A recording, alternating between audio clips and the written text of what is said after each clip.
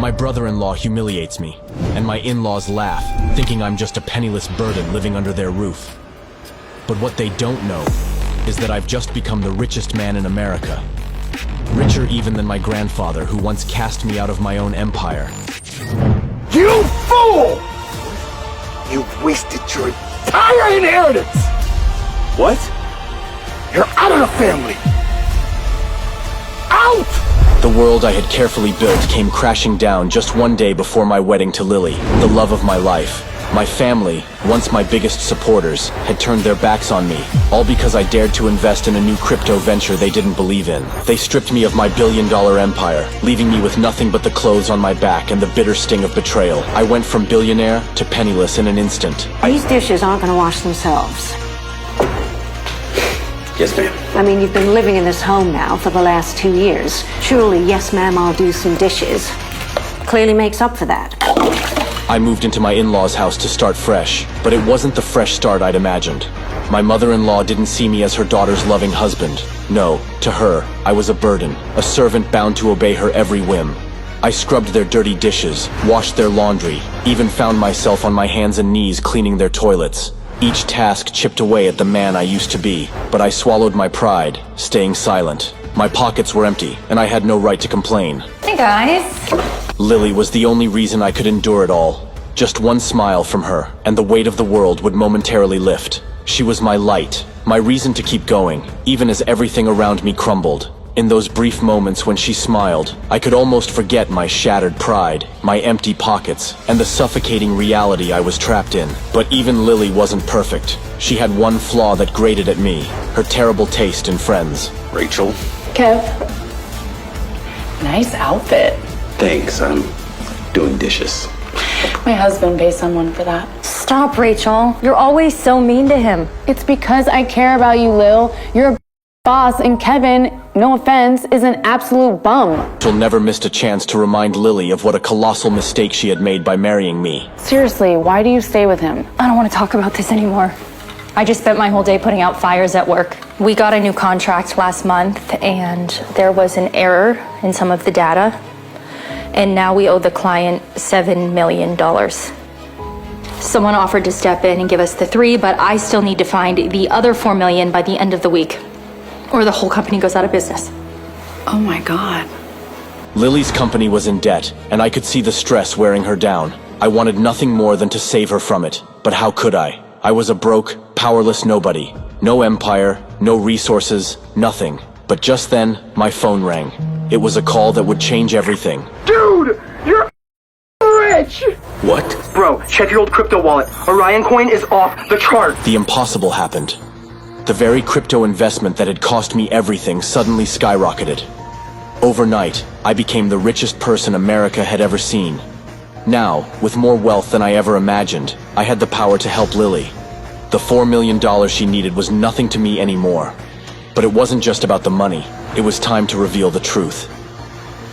Hey, I don't mean to eavesdrop, but you mentioned that your company needs $4 million. I can help. You. Kevin, who's been living off his wife for the past 2 years? She needs help. Are you delusional, or? You don't believe me?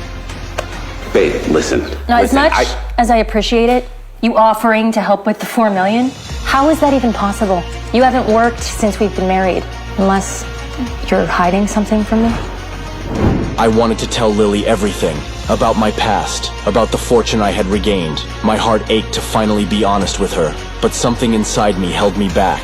A gnawing fear whispered that if I told her abruptly, she might lose her trust in me forever. How could she forgive the years of deception, the lie of who I really was?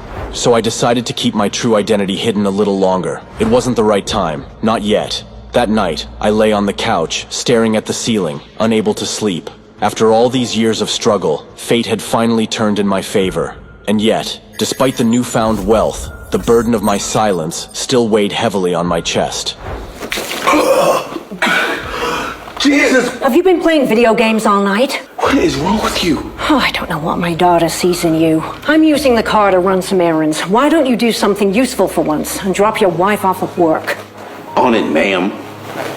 I had no choice but to take Lily to work on my bike, thanks to my meddling mother-in-law. But just as we reached her office, an unexpected and unpleasant surprise was waiting for me. Hi, Bradley. Hi. Oh my gosh, so good to see you. So, I got you a little gift. What? You didn't have to do that. Yeah, Bradley, you really shouldn't have. It was Bradley, Lily's boss. The arrogant smile on his face made my blood boil. Right there, in front of me, he had the audacity to show up with a necklace, a sleek, glittering piece of jewelry meant for my wife. As if that wasn't enough, he casually offered to put it on her, like I didn't even exist. I could tolerate the humiliation, the insults, even the endless chores forced upon me by my mother-in-law. But seeing another man flirt with Lily, that was the line. My anger flared, and without thinking twice, I decided it was time to take things into my own hands. I'll do it. Her husband will put it on her. Okay. Be careful with that. It's a Dream Lovers. No! Oops. What the hell, Kev? It's a fake. Dream Lovers necklaces cost a small country's GDP. And there's only 10 of them in the entire world. So, How could you? It slipped. Bradley, you lied? I didn't lie to you. It's an exact replica. It cost me $100 grand. Oh my god. Listening to the price of the necklace left Lily stunned. She turned to me, her expression a mix of disbelief and disappointment, and asked me to apologize to that jerk for breaking it. I need you to apologize to Bradley right now. He's a representative at Williams Media. Remember the $7 million that we owe and then someone stepped in, so now we only owe $4? His company is providing the rest. Please, Kevin. This was my lowest point. I found myself having to apologize to who was flirting with my wife right in front of me. At that moment, I realized that having money meant nothing without power. I needed to be in a position of authority to deal with guys like Bradley effectively, and I knew exactly where to go to reclaim that power and position. Williams Manor. Home sweet home. I had recently learned that my family was on the brink of bankruptcy, having lost a significant amount of money in business. It was the perfect moment to strike a deal with my old grandfather. I would provide them with the financial support they desperately needed, but only under 2 strict conditions. I thought about it, and I'll hear you out on 2 conditions. Number 1, by 6 o'clock this evening, you will get me an authentic Dream Lovers necklace. Dream Lover? I don't care how. I just want it delivered to my wife, in secret. And number 2, you're gonna fire one of your board members.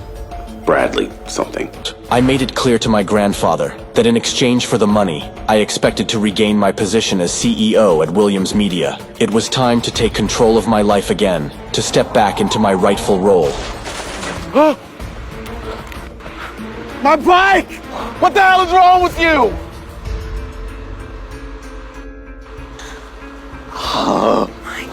Look at my dress! Why the heck would you park that right there? Brittany? Kevin? Are you the new security guard or something? It was Brittany, his old classmate who had always made his life difficult in school.